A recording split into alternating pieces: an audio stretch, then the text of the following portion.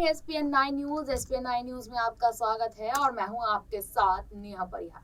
मध्य प्रदेश राजस्थान की सियासत की अगर हम बात करें तो दोनों राज्यों को यहाँ मुख्यमंत्री तो मिल गए। अब यहाँ इंतजार है मंत्रिमंडल विस्तार को लेकर। हालांकि आपको बता दें कि कल यानी कि देखा गया कि यहाँ रविवार को मध्य प्रदेश और राजस्थान के मुख्यमंत्री और छत्तीसगढ़ के तीनों राज्यों के मुख्यमंत्री दिल्ली पहुंचे थे और यहाँ पर दिल्ली में जेपी नड्डा से मुलाकात हुई। और यहाँ ये भी बताया जा रहा है कि मध्य प्रदेश के सीएम और राजस्थान के सीएम यानी कि मोहन यादव और भजन लाल शर्मा ने 1.5 घंटे तक जेपी नड्डा से मुलाकात की है और यहाँ कुछ नए चेहरों पर मोहर लगती नजर आई है। ठीक उसी तरीके से जिस तरीके से तीनों राज्यों में दिग्गज चेहरों को साइड कर नए चेहरों पर मोहर लगती नजर आई थी। तो अब यहाँ पर अटकलें ये लग रही हैं, क्या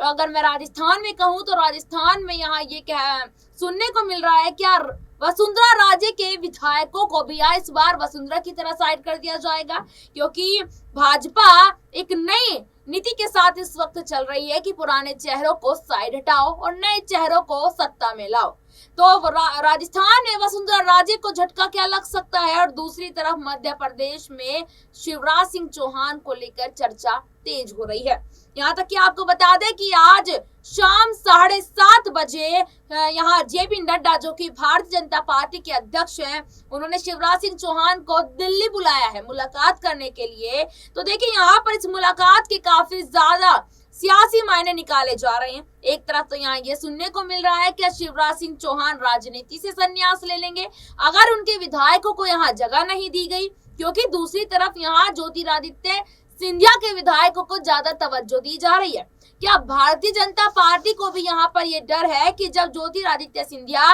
कांग्रेस का खेल बिगाड़ सकते हैं तो भाजपा का खेल बिगाड़ने में उनको कौन सी आपत्ति यहाँ होगी? तो आज इन्हीं सब सवालों पर चर्चा करेंगे। सिंधिया, वसुंधरा राजे और शिवराज सिंह चौहान राजस्थान और मध्य प्रदेश में मंत्रिमंडल विस्तार से पहले और बाद में क्या खेला देखने को मिल सकता है। इसी मुद्दे पर बात करने के लिए हमारे साथ अमन जी मौजूद है। अमन जी, सबसे पहला सवाल रहेगा कि 19 तारीख यहाँ पर सामने आई है मंत्रिमंडल विस्तार को लेकर और कैबिनेट मीटिंग यहाँ पर चल रही है दोनों और तीनों राज्यों को लेकर, लेकिन नजर है एमपी और राजस्थान, क्योंकि दोनों राज्यों में दिग्गज नेताओं को पहले ही साइड कर दिया। अब उनके विधायकों को भी अगर यहाँ साइड कर दिया गया तो क्या कुछ देखने को मिल सकता है दोनों राज्यों में? देखिए बिल्कुल नेहा जी, और जिस तरह से मध्य प्रदेश के जिक्र इसलिए भी हो रहा है क्योंकि शिवराज सिंह चौहान कई बार अपने जो है नाराजगी का इजहार कर चुके हैं इशारों में, इसीलिए आज शाम को मीटिंग भी उनके साथ में जो नड्डा हैं अध्यक्ष हैं बीजेपी के, उनके साथ में मीटिंग भी है। इसके अलावा वसुंधरा राजे का भी जिक्र आ रहा है कि वो भी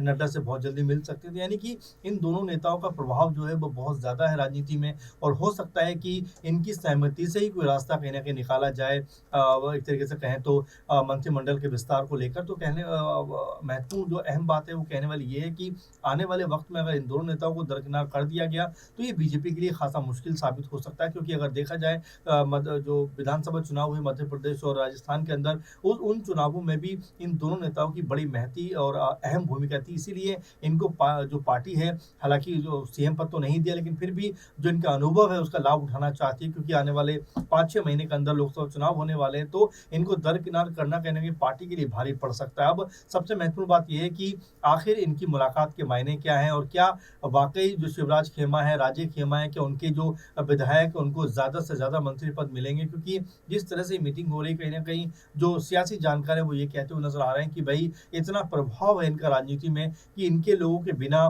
मंत्रिमंडल का गठन करना मेरे ख्याल से बीजेपी के लिए बहुत मुश्किल और चुनौतीपूर्ण रहने वाला है। इसीलिए इन दोनों नेताओं को बुलाया गया और बात की जा रही है कि भाई आप ही कुछ बताइए कैसे कुछ किया जाए, कैसे कोई बेहतर मंत्रिमंडल का गठन किया जाए। तो ये बताता है अपने आप में कि आने वाले दिनों में जिस तरह से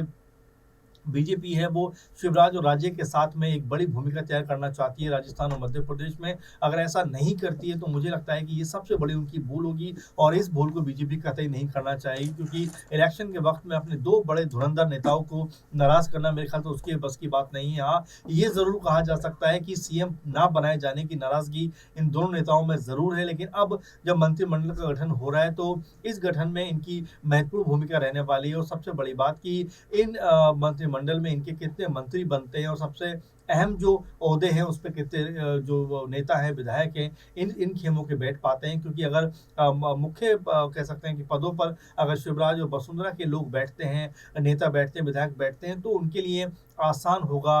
मध्य प्रदेश और कह सकते हैं राजस्थान में अपनी जो सियासी ज़मीन है उसको मजबूत करने का। भी कुछ देर पहले ही शिवराज सिंह चौहान का बयान आया कि मैं पार्टी के लिए तत्पर हूँ, पार्टी के लिए काम करना चाहता हूँ और जो भी पार्टी मुझे कहेगी वो मैं करूँगा, और 2024 का जो विज़न 29 सीटों का है बीजेपी का मध्य प्रदेश में, उसको मैं पूरा करूँगा। यानी कि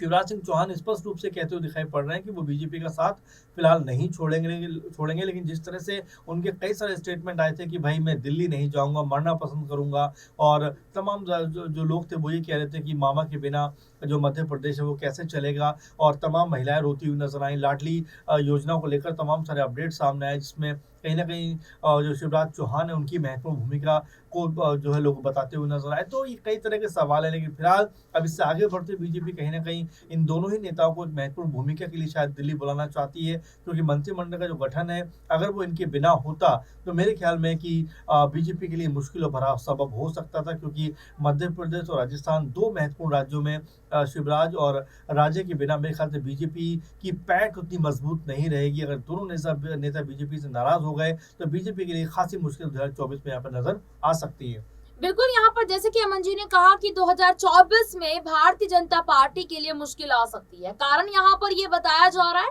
कि जिस तरीके से तीनों राज्यों में दिग्गज मुख्यमंत्री जो कि पूर्व मुख्यमंत्री रह चुके हैं, अगर भारतीय जनता पार्टी ने उनको यहाँ पर साइड कर दिया तो विधायकों को साइड करने में क्या ही आपत्ति होगी यहाँ पर बीजेपी को। अगर मुख्यमंत्रियों को साइड कर दिया, दिग्गज नेताओं को साइड कर दिया, अब विधायकों को साइड कर दिया, तो 2024 में काफी ज्यादा मुश्किलों का सामना करना पड़ सकता है बीजेपी को। अगला सवाल यहाँ पर रहेगा मंजी देखिए, जितने भी हमने यहाँ पर लाइव सेशन रखे मध्य प्रदेश को लेकर या फिर राजस्थान को लेकर, तो दर्शक जो होते हैं वो लगातार इस बात को कहते हैं कि हमारा तो वोट खाली चला गया है। एमपी की मैं खासकर यहाँ पर बात कर रही हूँ। मध्य प्रदेश में शिवराज सिंह चौहान को सीएम नहीं बनाया तो जनता नाखुश है यहाँ पर। यहाँ तक कि जनता ने यह भी कहा है कि 2023 में हमें धोखा दिया है, यहाँ पर 2024 में हम धोखा देंगे। कितने परसेंट चांसेस आपको लगते हैं कि 2024 में भारतीय जनता पार्टी को झटका मिल सकता है? जी बिल्कुल नेहा, जो सही बात आपने कही, क्योंकि लगातार लोग ये कह रहे हैं कि भी शिवराज सिंह चौहान के नाम पे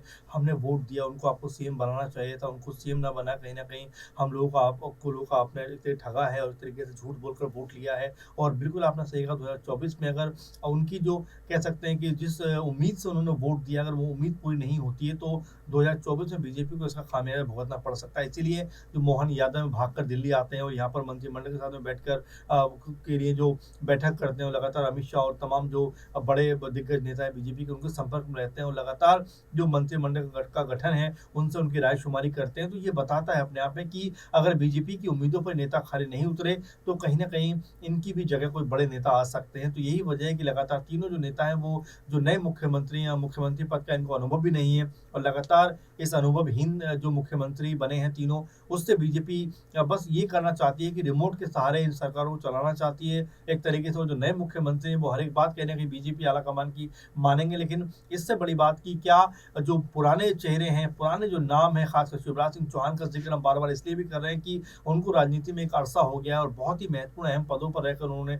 जिम्मेदारी को निभाया। 4 बार सीएम रहे हैं वो मध्य प्रदेश के। ऐसे में अगर उनको अलग थलग किया जाता है तो ये बीजेपी की सबसे बड़ी भूल होगी, और मुझे लगता है कि बीजेपी ऐसा कतई नहीं करना चाहेगी। किसी भी लेवल पे वो शिवराज सिंह चौहान को नाराज नहीं करना चाहेगी, लेकिन नाराजगी तो कहीं ना कहीं झलक रही है शिवराज सिंह के अंदाज से, क्योंकि लगातार वो अपने ट्विटर का हैंडल चेंज करते हैं, उसके बाद जो बयानबाजी करते हैं कि मैं मर जाऊंगा मगर दिल्ली नहीं जाऊंगा, और तमाम तरह की बातें वो करते हुए नजर आते हैं। तो ये बताता है अपने आप में कि शिवराज सिंह चौहान इस पद को एक बार फिर से उस पर बैठना चाहते थे, लेकिन बीजेपी के आलाकमान ने उनको ये मौका नहीं दिया। अब जबकि 2024 सामने है और लगातार ऐसा कहा जा रहा है बीजेपी की तरफ से, और सूत्र बता रहे हैं कि हो सकता है शिवराज सिंह चौहान और राज्य को कोई बड़ी जिम्मेदारी मिल जाए,